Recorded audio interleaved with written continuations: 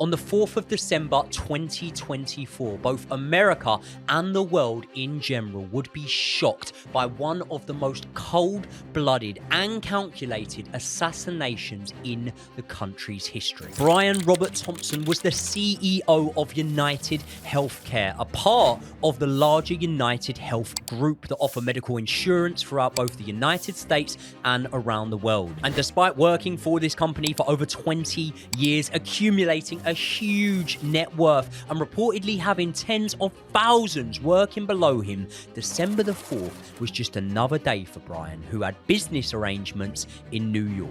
However, there was someone that had other plans, calculated and precise information on Brian himself and his movements, and by 6:25 a.m. the unthinkable would happen.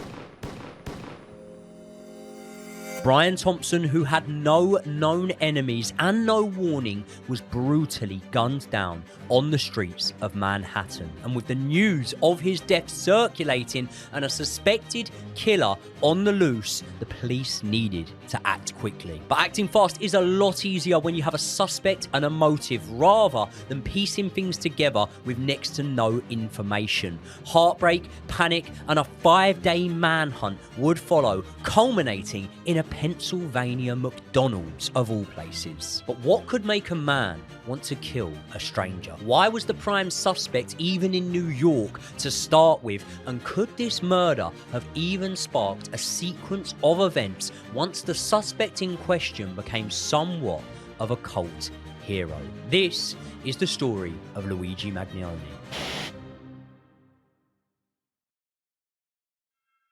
So we had to cover this case more so than anything because I think so many people have been discussing it. I've seen so much social media, so many articles about this case, and it all comes down to the state of the American healthcare system and how it affects millions of people and their everyday life. Because everyone that you know in the United States either has like a family member or a friend and they're struggling with debt because they've actually had surgery or they've had some sort of medical procedure, and it affects people in everyday life. So much so that this has now gone into pop culture. Like we see it with things like Breaking Bad, a whole story about how a man has to basically go into crime because he wants to pay for healthcare in the American system, right? And people might take the piss out of that being like a fictional show, but that is the case of so many other Americans.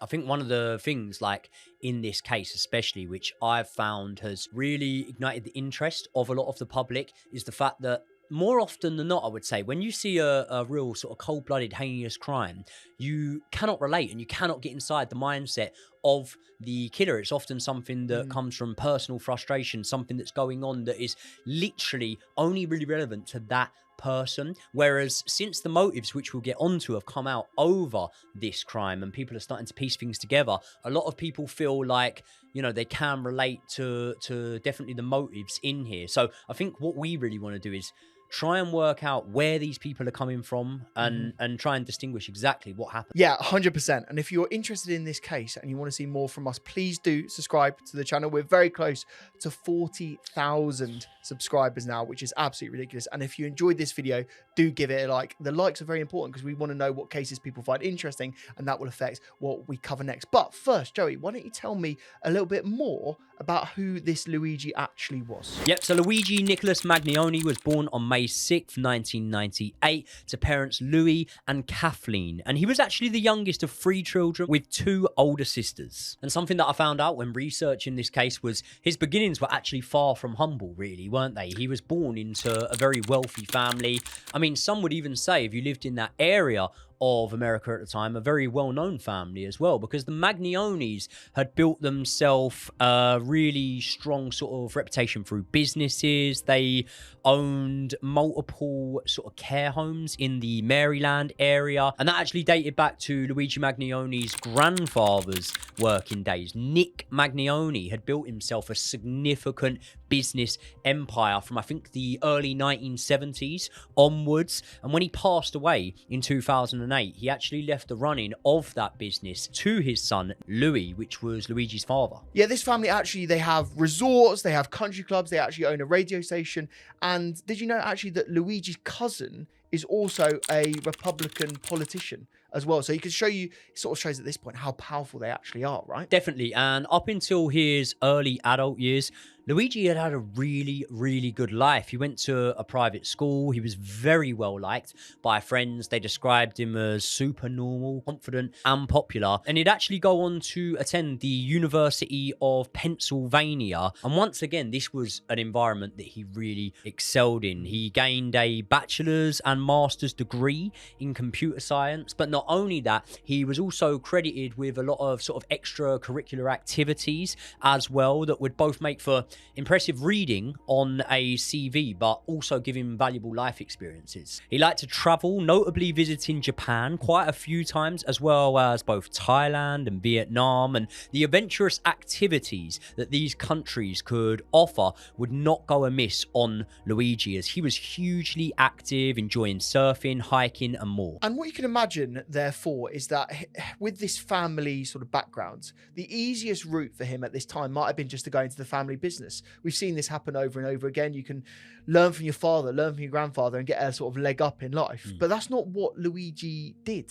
No, and I mean, I can speak from first-hand experience. Like, my dad owned a company when I was growing up, and it kind of is a young man's thing of just, if all else fails, I'll go and work for my dad or whatever. But Luigi actually wanted to go out there and get into the real world. And despite coming from that sort of privileged background, he didn't opt to take what some would see as the easier route. And that's obviously being employed by his father, which I believe some of his siblings actually were. Luigi actually goes and works a couple of different roles before nailing down the job that he would probably spend the most time in, where he was a data engineer for one of America's biggest car buying companies. It's called TrueCar, and he actually worked in that role from late 2020 until early 2023. But he didn't really love this job, did he? Like, he gets into it, and obviously he's successful. He's a smart kid, and he stayed there for a decent amount of time, but it wasn't like he was going into work every day loving what he did. No, he literally described the job to his friends as mind-numbingly boring, which again, like, I can see where he's coming from. You know, if you're someone that has been traveling and been around the world and you've got a bit of a lust for life and he's very active as a person as well, I can see why he would find that job boring. But he didn't actually stay in it all that long. He was kind of in it for just over a year and a half. And when he did eventually leave, he told friends that he was leaving to spend more time reading and doing yoga. They were kind of his main reasons for leaving that job. But that wasn't exactly true, was it? Because he actually also had some health problems. Actually, he had a back condition that neither of us can actually say the name of this condition. I actually looked it up, and I'm not even going to try and attempt to say it. No, but it was a condition that gave him basically chronic debilitating pain. Yeah. And this is the thing, you've experienced this firsthand because you have had back issues in the past. I also have had back issues, and I know when you have a back problem, pinched nerve, something like that, it can affect your daily life in such an aggressive way that it can change your entire life. 100%. It's one of the sort of, I don't want to say rare, but one of the conditions that there's just no escaping from it. You can lie in different positions, you can sit yourself in different ways. When your back's gone, it's gone. So I had like a slip disc in the bottom of my back, and I know for years it affected me being able to work, it affected my sleep, it affected my mood. So yeah, something like that, which is more serious than what I had, what Luigi has, is something that definitely would have impacted his life significantly. And Josh is going to give you guys a lot more of the context around the injuries that he was suffering and things like that in a little bit. But if you were an outsider looking in, pretty much just 1 month before the incident in place that we're going to talk about, Luigi seemed to be living his best life, to be completely honest with you. He was traveling, he was out in Southeast Asia, like I say, and from the outside looking in, it looked like things were going very well. And I mentioned the difference there between perception and reality, because although many of Luigi's friends claimed that he told them he was having a great time, especially on his travels during Thailand, it's actually since come out that there was an incident that he had spoke about to some other friends where he was actually apparently beaten up by a group of sort of adult workers, I think we'll call them. And also, we've seen this before, right? You can look on social media and someone could seem like they're having the most amazing time imaginable, but people have both mental trauma, but also physical pain as well, right? So as much as we could be perceiving him to be having a wonderful experience out there when he was traveling, perhaps it was more difficult than we than we saw. I think it definitely was. I think you'll find that with most people that go traveling, you think they're having the time of their life out there, and a lot of the time they're battling some demons and things like that. And I think that's relevant here because due to the shortness in time that had passed between these travels and the incident that we're about to move on to, it heavily implies that maybe during these travels, Luigi had some sort of idea of the act he was going to carry out. If you're having trouble falling asleep at night, we have got something just for you. It is this Emma mattress, which has actually completely ruined all of my productivity because I want to stay in bed all day. They have sent me the hybrid thermosync mattress, which goes beautifully in my brand new place and is honestly the best thing that I have ever slept on. Usually I'm quite a warm sleeper. I have to toss and turn to get to sleep at night, but the first time I slept on this, I felt completely cool, I felt relaxed, and I had the best night's sleep I have had in a very long time. And that's thanks to the thermosync thermal regulation, which basically dissipates all of the heat so you can get a very cool and comfortable night's sleep. And the motion absorption is crazy. You can toss and turn, you can flip around, you can do whatever you want. The other person next to you is not going to feel a thing. Plus, the infinity pocket springs keep you supported in whatever position you sleep in, whether you're on your side, on your back, or whatever precarious positions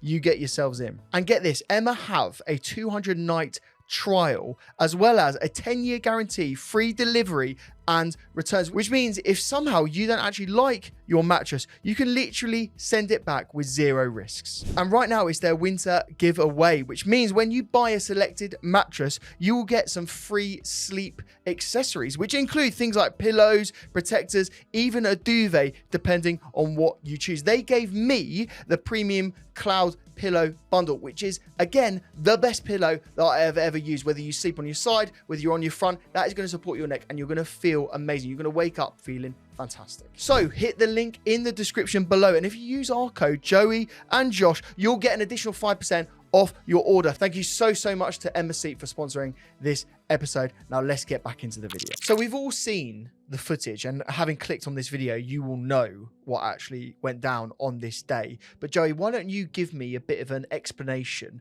of the series of events that happened on December the 4th, 2024. So at around 6:39 a.m, CCTV footage captures the suspect, believed to be Luigi, arriving outside the Hilton Hotel, where he waited for no longer than 5 minutes, because at 6:44 a.m, Brian Thompson would leave the hotel he was staying at opposite the Hilton and walk across the road to the hotel where the meetings would be held at. And as he approached that hotel, a lone gunman approached him from behind, firing a believed 3 shots in total, with one of them being fatal. As Brian collapses to the ground, the gunman escapes using a nearby alleyway and then an electric bike. This gives police even more theory at the time that this attack was premeditated. And just 2 minutes after the shooting itself, an ambulance is called so that Brian could be taken to the hospital. However,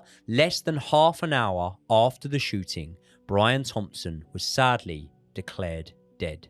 And sightings of the suspect would come in their numbers as the hours ticked on, with multiple people claiming to have seen Luigi in nearby Central Park. Some people were saying that they saw him asking for a taxi to stop for him, and people were even saying that they had seen him board a bus. And some of these sightings were deemed so credible at the time that initially some of the news outlets were running with the story that the suspect in question had escaped Manhattan on a bus. However, this was quickly proven to be wrong. The suspect in question had actually fled Manhattan on a train, and therefore it was quickly updated. New York police were actually able to track the suspect's movements via CCTV within a matter of hours. But the problem was, this suspect constantly had his face covered, meaning as the hours ticked by, the police were in a dilemma of releasing quicker but less credible information to the public, or waiting until they had a clear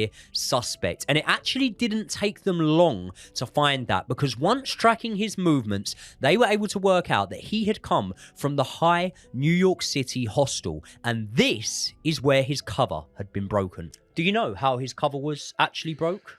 Well, I heard that he was having a little flirt He was having with a the little flirt. receptionist. You're right. Who doesn't? But he Yeah. was flirting with the receptionist, and I think she said something about wanting to see his face, forgetting that he needed to cover his face. He actually pulls it down and gives her a bit of a smile in the CCTV footage. And it was once police got this, they knew they had the image that they needed to go public with. And once the general public saw this image, multiple calls started coming on, and one name kept popping up over and over again. And that name was Luigi Mangione. So at this point, Luigi is a free man. The police are still hunting for him. They're trying to build evidence. They're trying to find out his movements, and they're trying to find out where he actually is now. But before we get into that, and before we actually explain how they actually apprehended Mangione, why don't I give you a little bit of context on his potential motives and why he would even want to commit some of these crimes. To do so, first of all, I have to talk about the American healthcare system. Joey and I are unashamedly British. Probably the most British people you'll have seen on YouTube, because we use words that people might not even know, right? So we're in Britain. We have our National Health Service, which means if we have something wrong with us and we are ill or we have an injury, we go straight to hospital and we are looked after free of charge by the government. Now, some might say free of charge, we pay our taxes, etc. But you know, if something happened to you right now, you would eventually be looked after. Eventually, yeah. Knowing England at this moment in time, I'd wait in an NHS waiting room for probably 5 hours extra than I needed to. But you would still be looked after. And what I would say is maybe you should be more grateful than you actually are, Joey, because in America, the state of affairs is very different. According to the UN and their estimates on life expectancy, do you have an idea of where the US ranks? Bearing in mind, it's the richest nation in the world.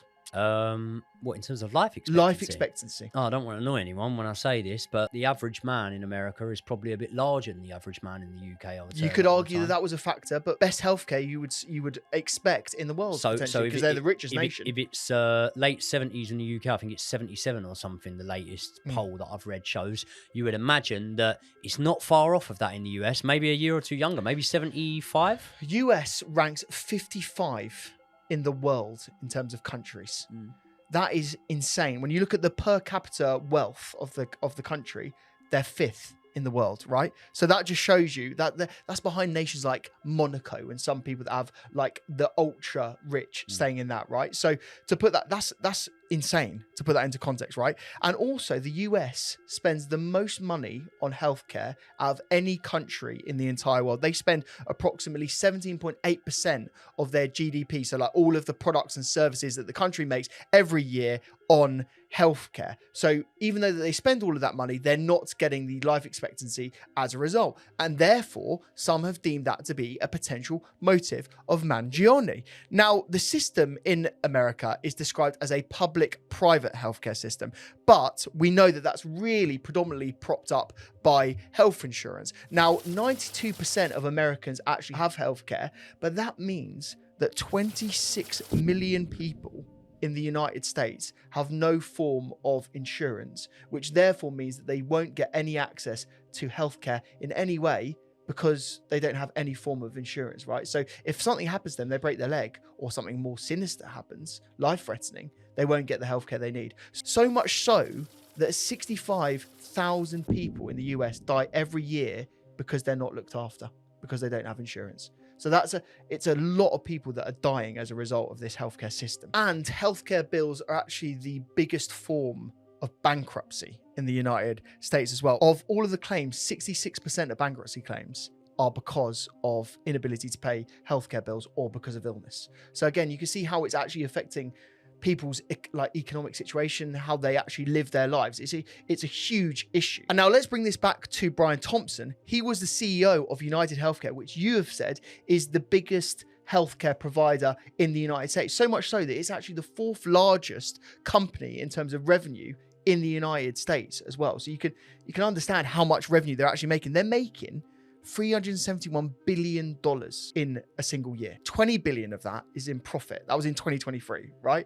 And it's going up every year. In fact, Brian Thompson has overseen a period in which they've had record profits. And with all this money being made, you would expect them to pay a lot of the claims out as well, because they're looking after people. Their role as an insurance company is to help pay for people's healthcare.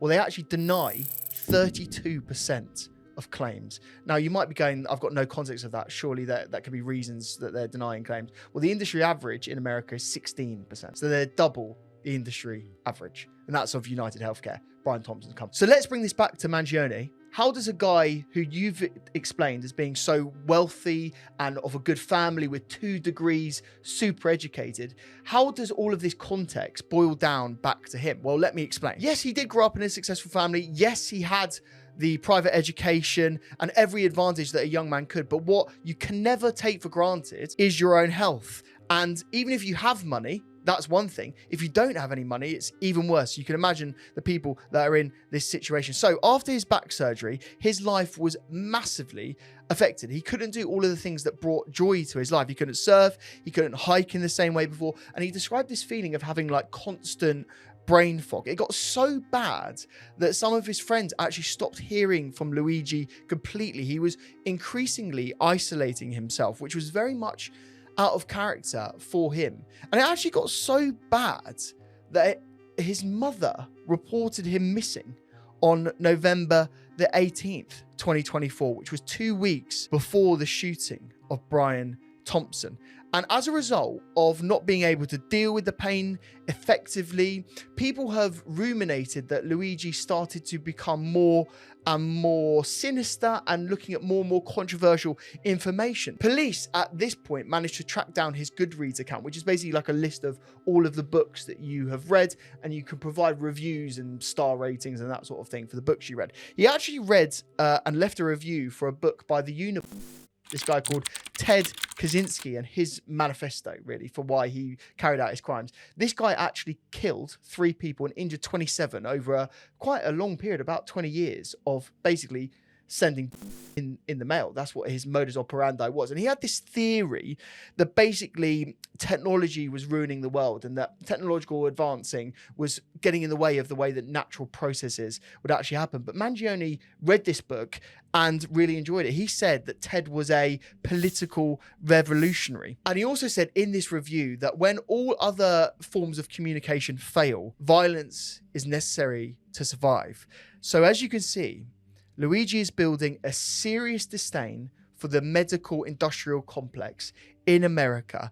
And at this point, his motivations became clear that violence may be the only answer in his mind. So why did he target Brian Thompson in particular? Because interestingly, you told me this, he actually wasn't even insured through his back surgery via United Healthcare. No, he wasn't at the time, and there was no medical record of him being insured through them, which means that if you're talking about personal first-hand experience, I'm not saying he hasn't got it and he hasn't got his grievances with that sort of sector and area of work, but at the same time, there's no record of him using United Healthcare. No, there's not. And the context really for this, and we've been given a glimpse into this because Luigi wrote his own manifesto, which we are unable to talk about in any great detail because a lot of those videos are now taken down. It's an ongoing court case at this moment in time, as well. So what we're going to do is we're going to paraphrase what some of the stuff we've seen within this document, right? He said that United Healthcare operated as one of the largest companies and therefore became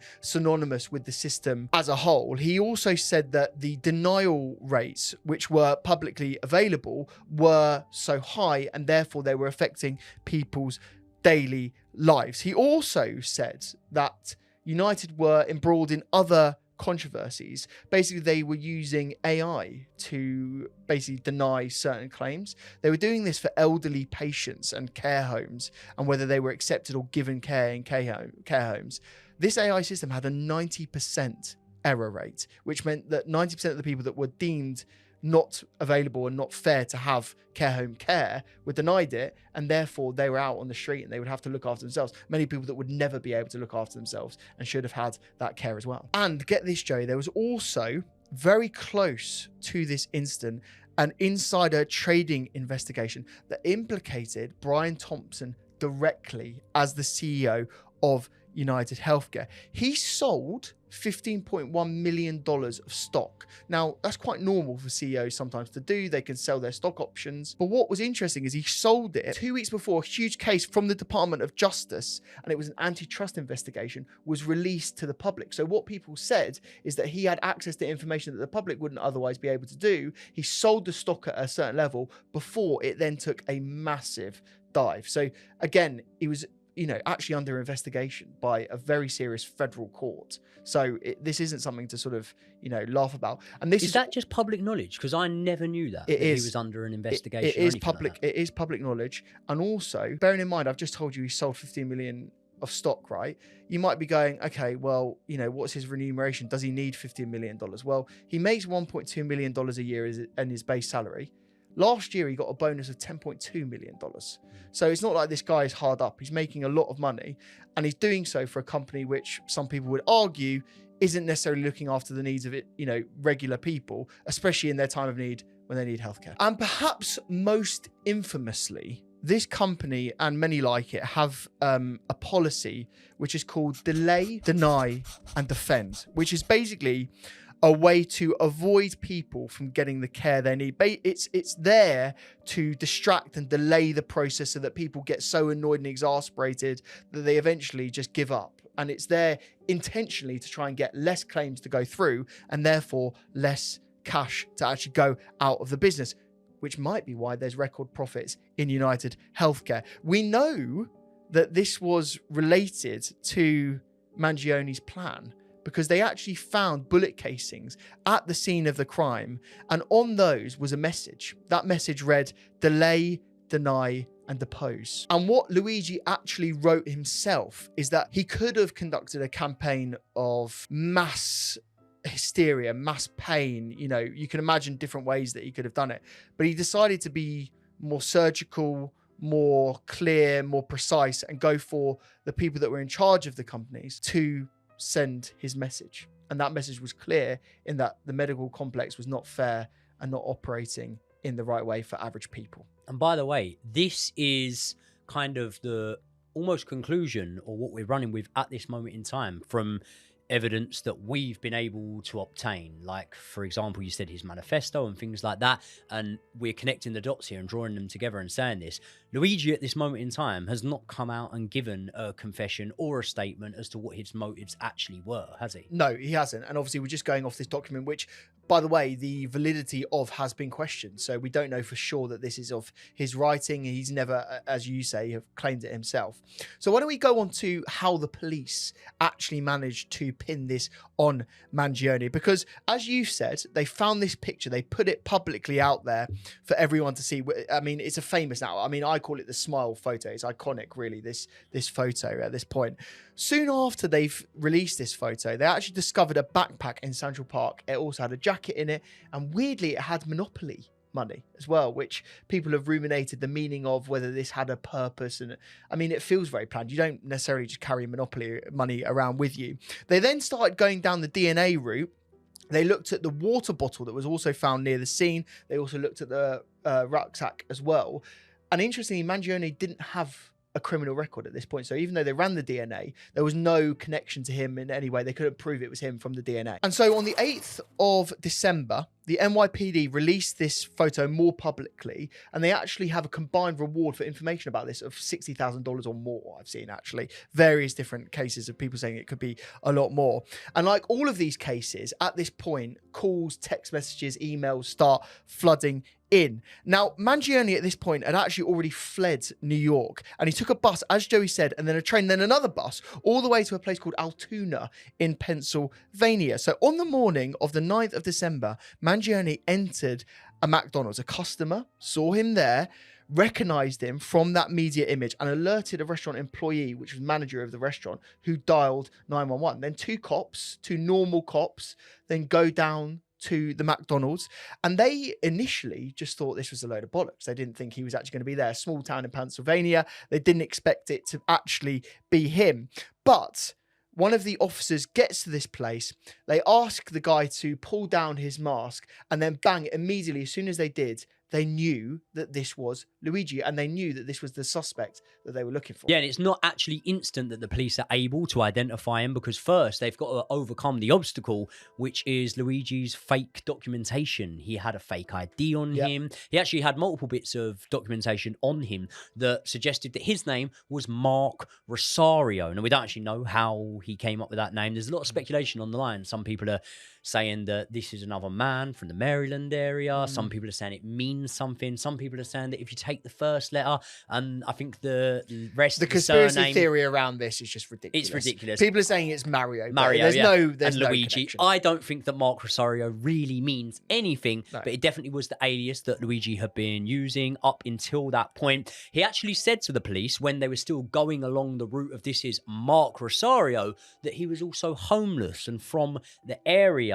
And regardless of that, he is arrested and taken into custody. Now, Luigi did eventually go no comment, but this is suspected to have been after he had initially spoken with the police. It's actually speculated at the moment that due to the possibility that he wasn't read his Miranda rights, that this cannot be used in court. And this is why the court hearing and stuff is kind of longing out quite a little bit and taking a bit of time, because they're trying to work out what they can and can't use. But obviously, once they read his Miranda rights, they told him that they had ran the ID. They knew it was fake and that they knew who he was. Do you know what they actually said to him? They said to him, "Why have you used a fake ID?" Yeah. To which he just said, "Well, shouldn't have." Yeah. I mean, you shouldn't use a fake ID. He's right. He knows. Shouldn't. Yeah, he knows his stuff. Knows the law. Since then, he hasn't really given any statements, but there was one moment when he was being led into his initial court hearing where he turns to the public crowd that have gathered there and he shouts, "This is completely unjust and an insult to the intelligence of American people." He also shouted, "This is a lived experience." And despite not speaking in any real amount of detail to the judge in the initial court case, his presence was definitely felt. He was nodding, showing that he was going along with things. He was seen chatting with his defense team sort of quietly, and he definitely understood what was being said in that courtroom, I think. So much so that at the end of his first hearing, Luigi pleads not guilty to all of the charges against him. And Josh is going to tell you a little bit more about that court case in a second and where we stand as of today. But where Luigi is as of today is actually in the Metropolitan Detention Center, which actually many high-profile names have been incarcerated at. Just recently, you had the likes of P. Diddy, Ja Rule has been held there through the years, Ghislaine Maxwell, which is a case that's definitely in the news at this moment in time. Definitely let us know whether that's one you would like covered. And this prison in particular has been described as somewhat of a hellhole by officers. In fact, a federal judge only recently described this jail as barbaric due to its high amount of violent crimes that are recorded there, due to its apparently unlivable living conditions, and this is just not somewhere that you would want to be. However, the reports are that Luigi's actually getting on quite well inside of this jail. Yeah, he's in general pop, isn't he? He's with every other prisoner, which for a place called a hellhole is quite a scary place to be. I mean, straight away, like, I would understand why someone would want to go on general population. Obviously, if you go on general pop, you've got more chance of getting a cleaning job, as Luigi has right now. You've got more time of getting any sort of job that's going to get you out of your cell, which is obviously what prisoners want the most. But you do expect, with a really, really high-profile case like this, the prisoner in question probably isn't going to go on general population. I very doubt Maxwell went on general population and stuff like this. And it kind of maybe echoes a lot of what we hear online and some of the demonstrations we've seen outside the courtrooms and such, that the average man on the street, maybe the average man inside the Metropolitan Detention Center, doesn't feel the way about Luigi as maybe they would about so many sort of cold-blooded killers. Let me talk about that then. Let's talk about the reaction since. So obviously he's now in that detention center. a lot of stuff has been going on the outside as well, both positive and negative towards Luigi, right? So there's been a lot of people backing him. There's been a huge reaction. People have been saying he's a folk hero or a modern day Robin Hood. There was a post on social media that had the hashtag Free Luigi that got 50,000 shares. So much so the obituary of Brian Thompson was also flooded with reviews. There was actually over 70,000 people with a laughing emoji on the obituary from the United Healthcare website. So, I mean, it's brutal. It's brutal, and I can't look. Do you know what it is, right? You were listing out certain things earlier on. You were talking about the ongoing investigation against him. You were talking about the amount of people that do get turned down for healthcare. I think it goes way deeper than that. I think there's way more to it. But one thing I do draw the line at is celebrating another man's death. Yeah. Regardless of how you feel about that person in question and what they've done, this will always be someone that has children. This will be someone that has family members that are grieving and friends that are grieving. And I just do think that celebrating a man's death is something that I can't personally see eye to eye with. Well, we saw it recently. We did a video about the Charlie Kirk case. There was exactly the same reaction there, people celebrating, and it's super weird. So much so that this reaction has gone crazy. There's actually people calling him a sex symbol. There's actually podcasts out there right now, women reviewing him, looking about how hot he is and actually describing him as a kind of guy that they'd want to go out on a date with. And it's just mad.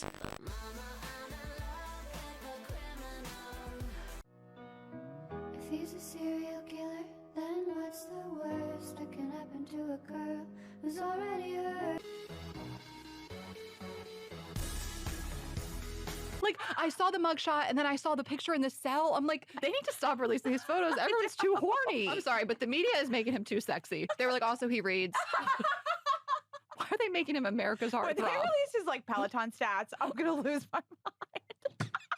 I mean, I personally can't get my head around some of the reaction there. Yeah. And there's even been backlash against, I think, the employee that dialed 911 when Luigi came into that McDonald's restaurant. Yeah, basically, if you go on social media right now, there's people calling this person a rat and a snitch. So much so that they actually went to this McDonald's. They've reviewed the McDonald's, so much so that this location now has a 1-star review on Google. So people are taking this very seriously and they are not happy with this McDonald's employee who, quite frankly, if you were in that situation, you would have to do the same thing. If someone says to you there's a known killer in your restaurant, you kind of have to tell the police, don't you? What would you do? Would you call the police? You have to, because then if you don't, you're implicated in the crime. No, yeah. Like, you legally have to. Do you not think you'd go over and try and speak to him, or you wouldn't? You wouldn't approach? I know you're told not to approach him. I personally think, like, we didn't know anything about Luigi at this time. We didn't know his background. We don't know what type of person he is. I wouldn't want to go anywhere near him. No, I understand that. I'm just playing devil's advocate. What would you do? I'm a bit tapped, mate. You know me. I'll probably go over. Probably go over and say, you're "All right, mate, no, you wouldn't do that. Brave. He's a brave man, guys and girls. That is ridiculous. But I'm not. I can't believe that. I'm not saying I wouldn't call the police either. I'm not saying like when he left, I wouldn't call the police. Maybe in the moment, what I'm saying is, I'd probably be a bit maybe scared in the moment to do it, and I'd maybe want to test the waters, see what the temperature was like. But again, you can't really contemplate it. Well, imagine if he's armed. I mean, there's an armed and dangerous person potentially in your restaurant. It's quite scary. And it is to know that, to be fair.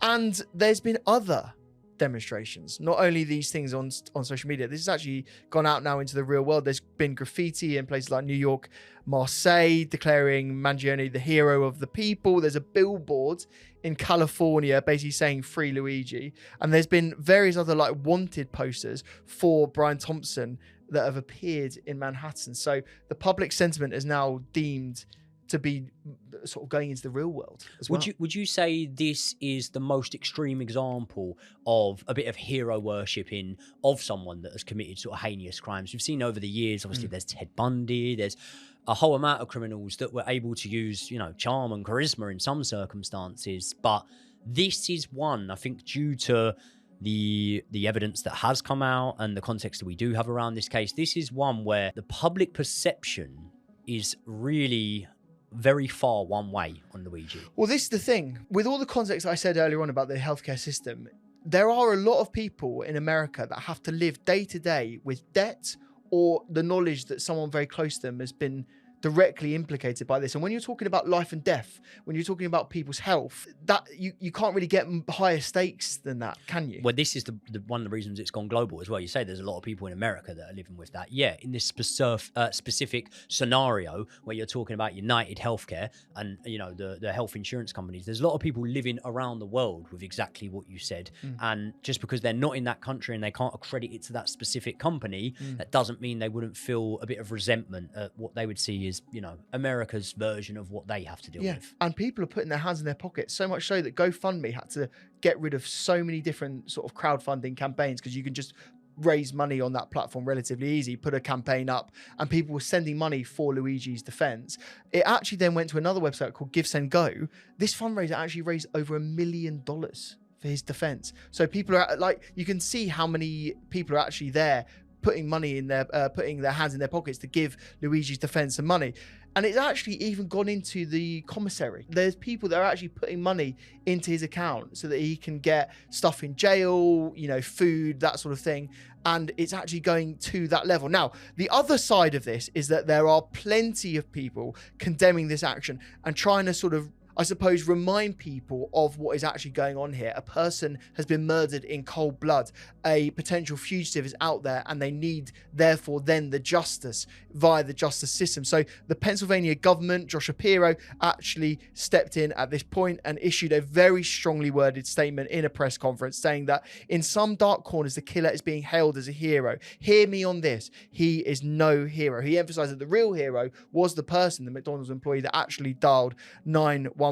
And the fact of the matter is, we've discussed this, violence is never the solution. Luigi shot another US citizen in the back in cold blood, and also used an unregistered weapon that he'd 3D printed himself using very readily accessible parts. Now, I think everyone on both sides of this debate would be worried about having unlicensed, unregulated weapons in the hands of anyone. And so it's actually brought up a new kind of debate on gun violence and gun restrictions in the United States. I actually watched a video on this. Wired did an amazing video actually explaining how he made the weapon.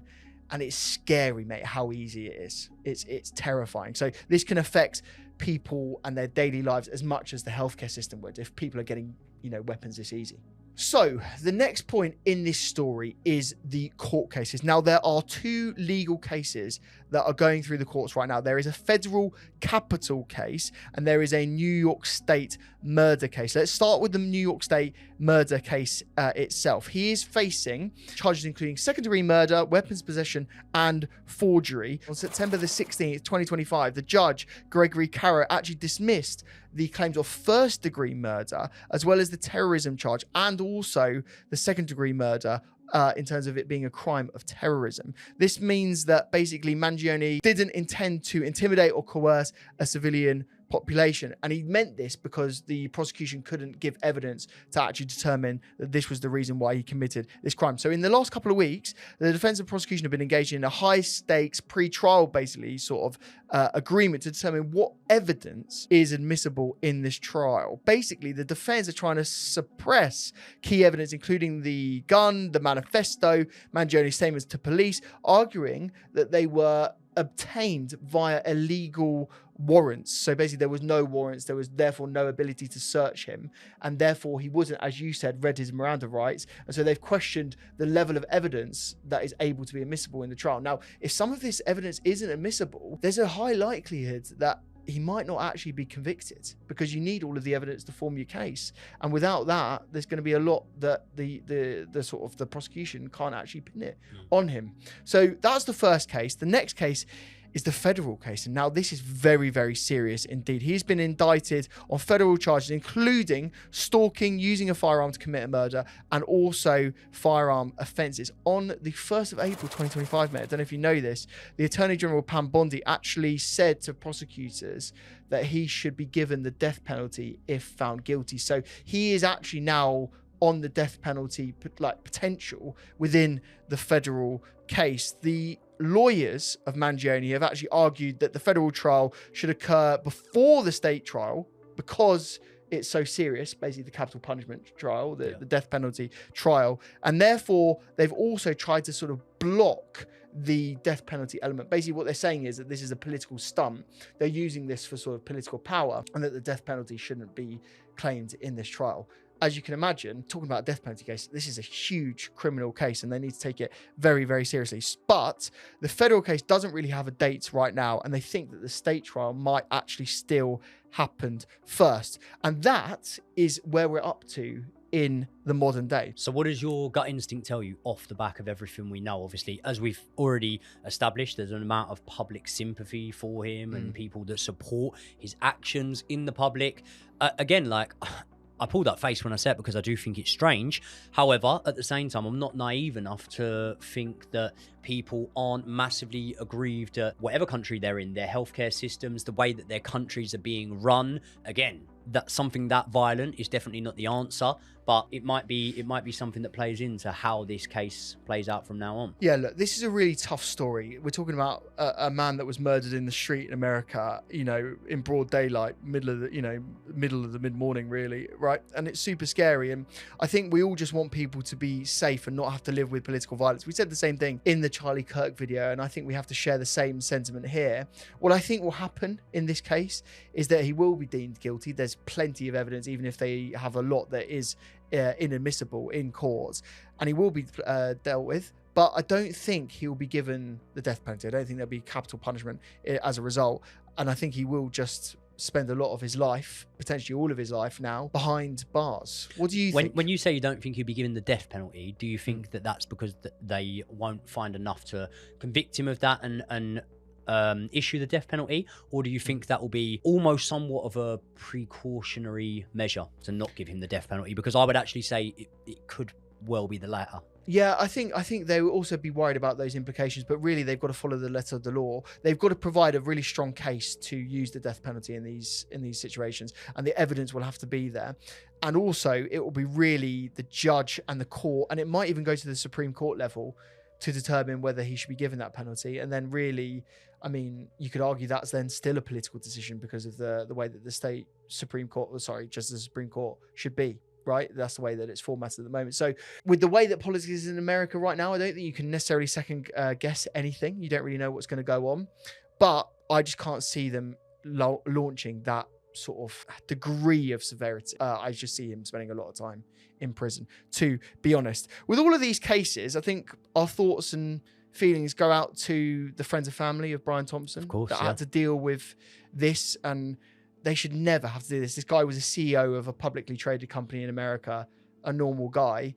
And yes, the company does what some people might deem horrendous things, but you don't solve that with violence. You solve that with protest. You solve that with political means. You solve that in any other way imaginable rather than violence. I hope we've treated it sort of as sensitively as we can in terms of covering a man who's, you know, life shouldn't have been taken away from him. Yeah, 100%. And our thoughts do go out to Brian Thompson's family and friends and everyone that knew him that has had to deal with this. But also, I would say that our thoughts and prayers go out to the 68,000 people that lose their lives every year because they're not covered by health insurance because of the system that America has dealt with. And you can imagine all of those 68,000 people have friends and family and have to deal with immense pain and trauma as a result of that, right? So you can't mention this story without mentioning them as well, right? Yep. So yeah, that's where we'll end this episode. If you enjoyed this one, as we say, please do give it a like. If you do want to become a member of Joey and Josh, you can do so using the link in the description. You'll get